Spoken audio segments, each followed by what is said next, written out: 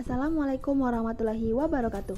Perkenalkan, nama saya Rita Karina, perwakilan dari kelompok 4. Di sini saya akan menjelaskan tentang anatomi fisiologi sistem integumen. Sebelum itu, saya akan memperkenalkan anggota kelompok kami, yaitu Duta Nugraha Febrianto, Ika Benilaida Putri Damanik, Rita Karina, Mai Sarah, Monika Dola Tantrika, Nadia Jamil, Taskia Yulia Putri, Tengku Desvita Dita Putri, dan Fani Ristianingrum. Sistem integumen. Seluruh tubuh manusia bagian terluar terbungkus oleh suatu sistem yang disebut dengan sistem integumen. Integumen berasal dari bahasa Yunani, yaitu integumentum, yang artinya penutup. Sistem ini terdiri atas kulit dan aksesorisnya, termasuk kuku, rambut, kelenjar, dan reseptor saraf khusus. Anatomi sistem integumen. Anatomi sistem integumen terdiri atas 3 lapisan, yaitu epidermis, dermis, dan lapisan subkutan. Yang pertama ada epidermis. Epidermis atau kulit luar merupakan lapisan teratas pada kulit manusia dan memiliki tebal yang berbeda-beda, yaitu 400-600 mikrometer untuk kulit tebal dan 75-150 mikrometer untuk kulit tipis. Selain sel-sel epitel, epidermis juga tersusun atas lapisan melanosit, sel Langerhans, sel Merkel, dan keratinosit. Struktur epidermis. Yang pertama ada melanosit, yaitu sel yang menghasilkan melanin sebagai respon terhadap rangsangan hormon melanosit melalui proses melanogenesis. Lalu ada sel Langerhans, sel yang merupakan makrofag turunan sumsum tulang yang merangsang sel limfosit T, mengikat, mengolah, dan mereferentasikan antigen kepada sel limfosit T.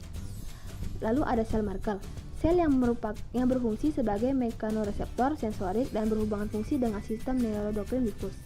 Lalu ada keratinosit yang secara bersusun dari lapisan paling luar hingga paling dalam, yaitu stratum corneum, stratum lucidum, stratum granulosum, stratum spinosum, dan stratum basal.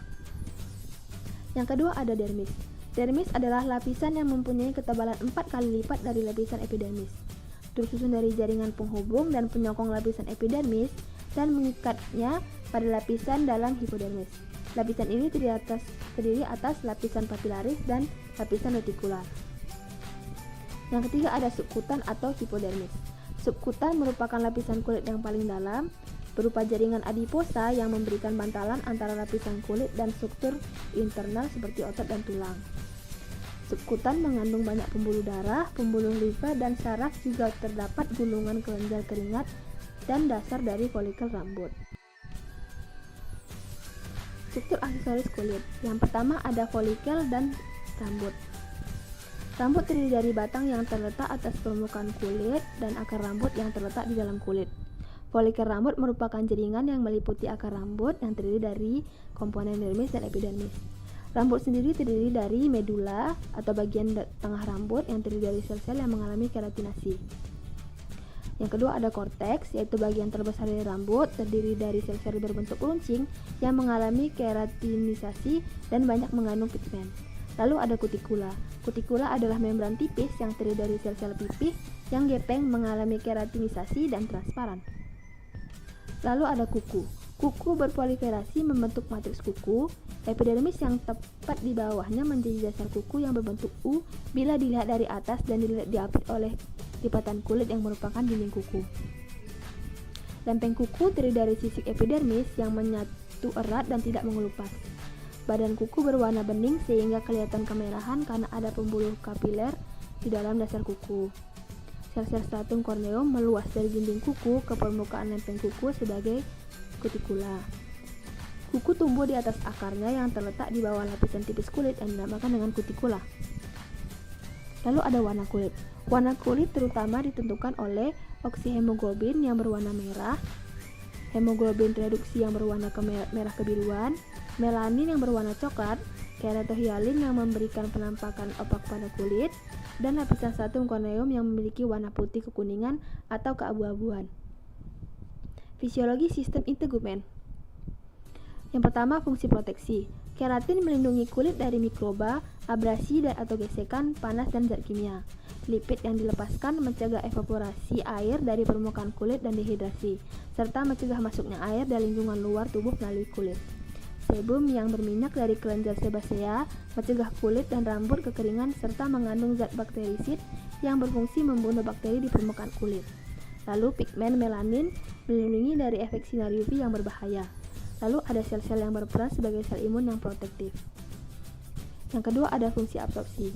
Kulit tidak bisa menyerap air, tetapi bisa menyerap material larut lipid seperti vitamin A, D, E, dan K, obat-obat tertentu, oksigen, dan karbon dioksida.